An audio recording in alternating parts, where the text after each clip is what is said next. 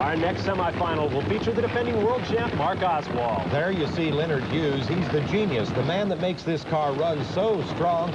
And you see right there Tom McEwen being backed into his tracks. This is going to be one great semifinal. A couple of great veterans. Mark Oswald at 584 and 248 miles an hour beat Jack Wyatt in his quarterfinal round. Tom McEwen at 579 and 248 miles an hour beat Jim Head.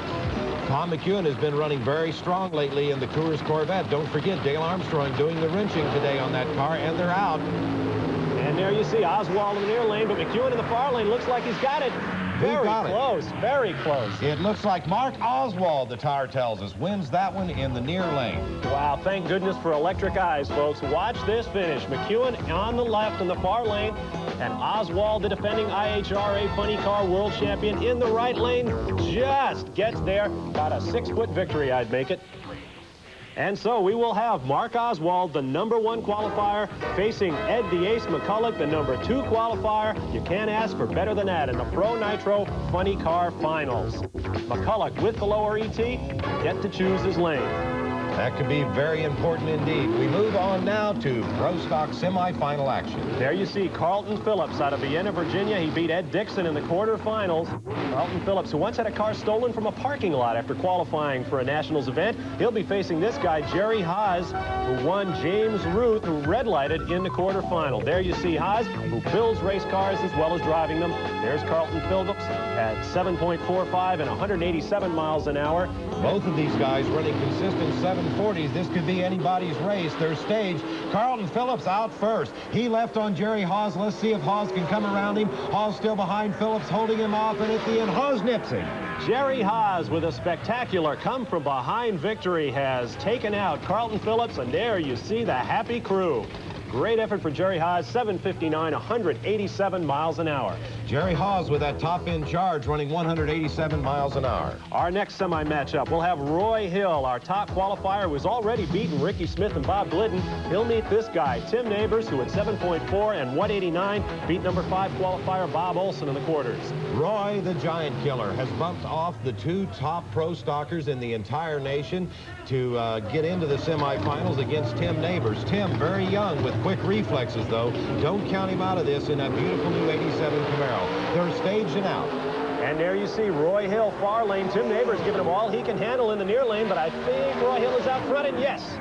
Look at the ET on this, 7.33 for Roy Hill. The car just continues to go faster and faster. And in the Pro Stock Finals, just as in the Funny Car Finals, we will have a #1 qualifier against the #2, as Roy Hill will take on Jerry Haas.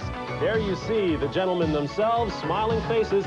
This should be a great Pro Stock Final. In fact, Jerry Haas built Roy Hill's car. For more on that, let's go down to the runoff area and Bret Kepner.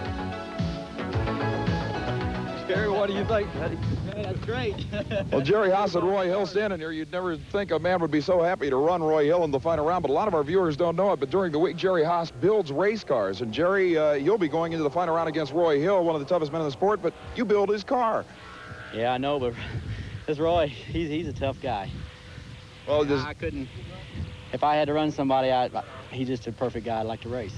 Well, you're lucky because that's indeed who you'll be racing. And Roy, a 733. Now, Haas shook the tires pretty hard here, and that doesn't seem to be a problem for the Penny's Thunderbird. Well, we shook them real bad against Glidden right then, and Bill and Mike and Jim pulled the clutch out of it, and they're just doing a heck of a job with the car. If I can just drive it, maybe we can beat Jerry, but I don't think he'll mind. In fact, Jerry Haas can't lose in our Pro Stock Final. Coming up, finals in all of our classes. It's the IHRA Motorcraft World Nationals. Stay right there.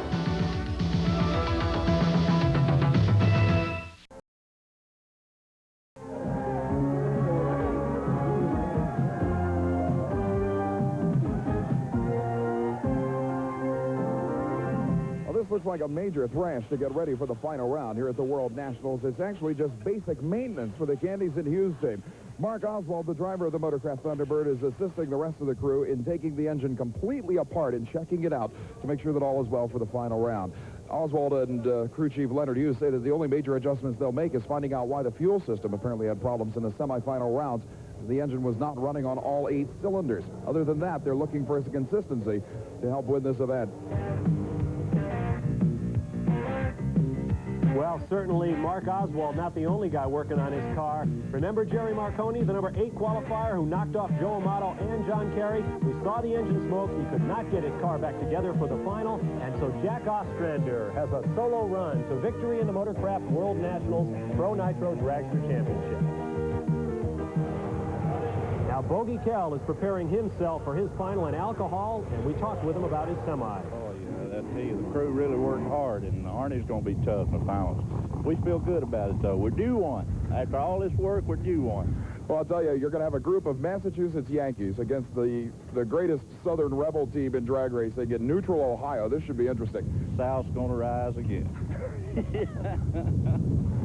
Bogey Kell, the South's going to rise again. He's hasn't won for about 9 years, but this man, Arnie Karp, certainly has. He just won the last 2 IHRA events you saw here on ESPN, the IHRA Summer Nationals and the Motorcraft Northern Nationals. He is hot, Bob. Now, these crews only have about 90 minutes to totally tear down these cars and engines between rounds, so it's a tremendous mechanical achievement, but they're back. Looks like Karp is out first on Kell. Kell may be in trouble. Here comes Bogey Kell. Does he have enough? I don't know.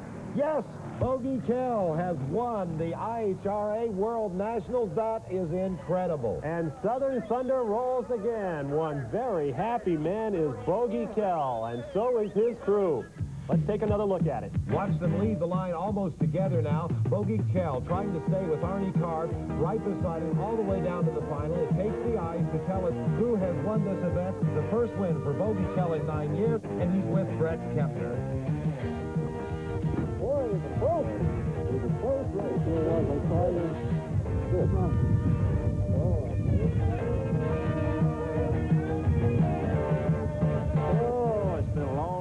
I'll tell you, it's been a long time. You were the one who called it. You told us in the last round the South will rise again, and you certainly proved it here in the final. Oh, I tell you, it's nothing like it. It's just 9 runner-ups I've had, and that's a win right there. It's been a long time. It's been 79 since I won one of the IHRA races. That's true, and like